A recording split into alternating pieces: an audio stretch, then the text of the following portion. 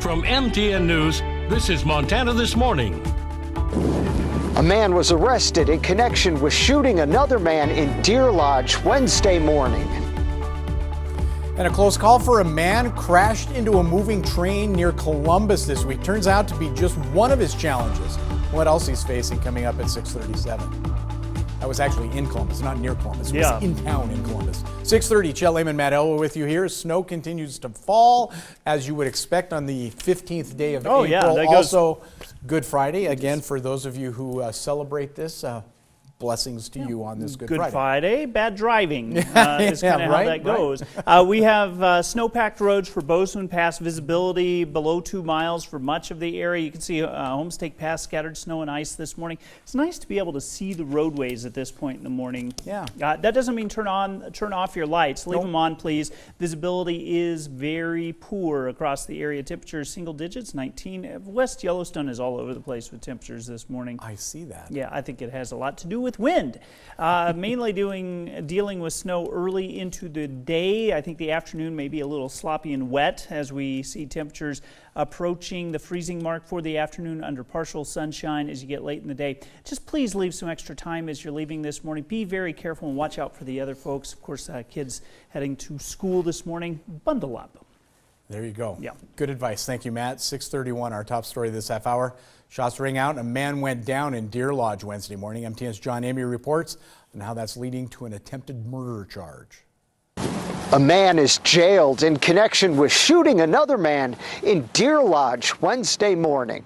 The Powell County Sheriff reports 23-year-old Eric C. Howland faces a charge of attempted deliberate homicide. He's accused of shooting and wounding 38-year-old Bradley Masters outside a residence in the 900 block of Gilbert Avenue just before 11 o'clock in the morning.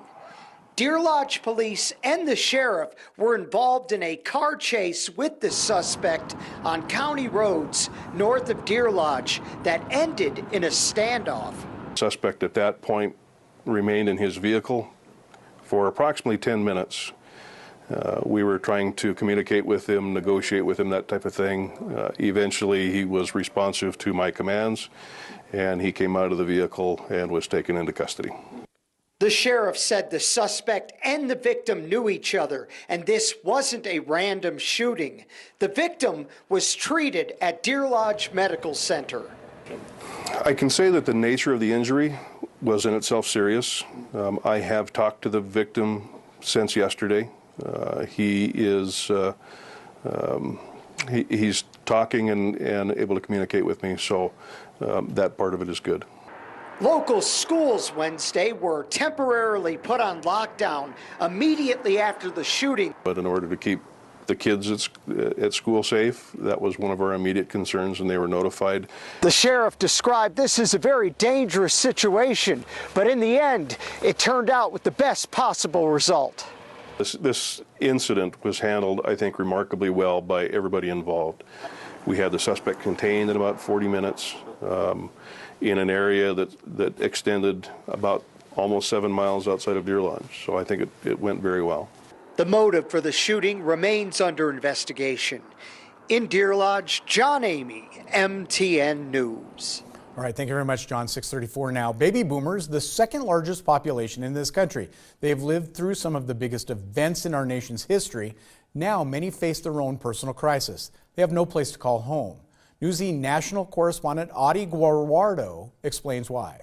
A pandemic compounded with inflation is pushing the most at-risk population onto the streets. People that are in the baby boomer generation, we've seen that group of people grow in numbers. Really, it's been across the board. Donald Whitehead Jr., the executive director of the National Coalition for the Homeless, says there are simply not enough resources, which puts baby boomers at a greater risk. Unfortunately, the older you are, the higher the chance of you not being able to make it through what are preventable diseases and preventable medical issues in most cases. So the ultimate danger is that people die on the streets. A 2019 study led by the University of Pennsylvania projects that those 65 years and older experiencing homelessness will triple from 40,000 to 106,000 by 2030, resulting in a public health crisis. What am I going to do? End up in my car? At 79 years old, Tom Palumba is packing up his Florida studio following 3 rent increases.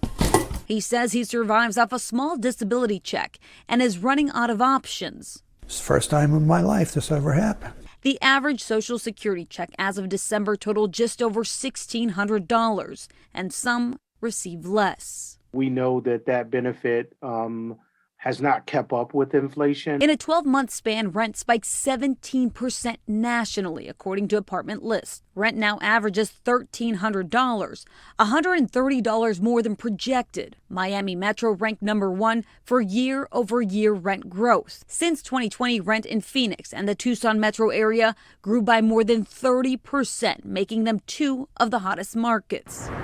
As rent increases, the homeless problem in Phoenix is getting worse. The largest homeless camp ballooned to over 1,000 people. I have seen people pass away in front of my face. Jessica Spencer lives in downtown Phoenix. She hands out water to help people in need. The work we have done has saved people's lives, and it's necessary because the city is not doing it. A task force in Phoenix put forth recommendations to prevent homelessness and help people living in the streets. San Diego is also working on a program to help seniors stay in their homes. About a quarter of the unhoused individuals in San Diego County are seniors over the age of 55. A recent census report shows baby boomers in their late 50s and early 60s lack pensions and 401k accounts. The report also found half of men and women ages 55 to 66 have no retirement savings. 6:37 now, back here at home. Columbus man truly had a guardian angel watching out for him after he miraculously survived being hit by a train when his car slid onto the tracks. Unfortunately, it's just the latest challenge he is now having to overcome after also being diagnosed with stage 4 cancer. TN's Alina Howder spoke with the man's son and has his story.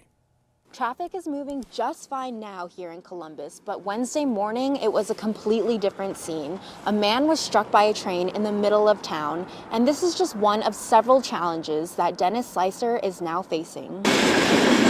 I'm guessing he was either on his way to chemo in Billings or coming back. Life has dealt one blow after another to Columbus resident Dennis Slicer recently. He was diagnosed with stage 4 colon cancer earlier this year, and then on Wednesday, another unexpected setback. He was hit by a train. From what it sounds like, he slid through, so I tried to stop and slid underneath the little guard rails that come down and got struck by the train. Sky Slicer is Dennis's son. He says it's fortunate his dad survived. It seemed like he only had fractured hips and fractured ribs at the time. Zach Joy works at Napa Auto Parts right across the street. You could hear the train, the emergency brake come on. You could hear the wheels squealing. Zach didn't see the accident, but he sure saw the aftermath. Pretty banged up. Columbus Police and Fire responded within minutes. They actually decoupled down at the other crossing so that then they could get to the accident and get the guy out. I just wish there was some way I could get up there and be with him. Sky lives in Georgia, but knows how much his father means to many in the community. He's the kind of person that gives you the shirt off his back if it came down to it. It means a lot to me and my family that the community is so supportive and worried about the situation he's in right now. In Columbus, Alina Howder, MTN News. 6:39 now. Thanks to this week's heavy snow, some Yellowstone National Park roads will not open as scheduled today. Park says interior roads in Yellowstone were hit with 12 inches of snow, large drifts on Tuesday, which will delay opening some of those roads this morning. Park says it is attempting to open the roads from West Yellowstone to Old Faithful, from Mammoth Hot Springs to Norris, but freezing rain over the weekend could hamper those efforts. Other interior park roads, such as Norris to Canyon, will open as conditions allow. Before you make a visit to Yellowstone, be sure to check the park webpage for a list of which roads will be open. Again, scheduled to open at 8 o'clock this morning. Mother Nature, Yes. of course, the ultimate controlling factor in Yellowstone. Absolutely true. I'm preparing to go outside and show you some of the sights, but we can do it right now as well. Snow and ice on the area roadways, Bozeman Pass, snow-covered roadway, snow and ice on Homestake Pass, although you can see some of the asphalt. It was going to be a slower commute this morning. It does look like you can at least see some of the roadway down the Gallatin Canyon this morning. This is a closer look. It's gotten better since we've started, but visibility is still poor into the morning. And again, looking at 191, here's our issue. Visibility is variable this morning and generally under 2 miles along the interstate. So keep in mind that's going to be a slow go for the morning. 1.25 miles in Butte with a temperature of 1. A lot of ones going on over fabulous, in the mining right? city on this Good Friday morning. Thanks, Matt. We're going to take a break.